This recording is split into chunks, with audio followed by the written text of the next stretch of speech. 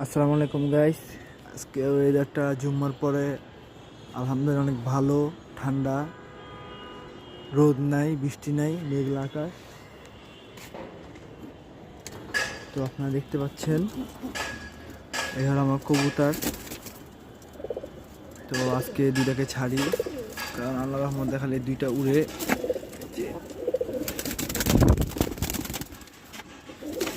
দেখাই আপনাদেরকে, এটা একটা আর এই যে একটা, এই যে একটা।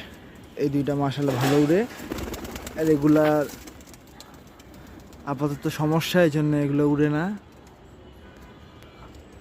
এই যে দুইটা ছাড়লাম, আপনারা সবাই দোয়া করবেন যাতে কবুতর আরও বেশি করে উড়াইতে পারি। নিচে ব্রিডিংয়ে আছে, ইনশাল্লাহ এই উইডার আপডেট পরে দিব আমরা।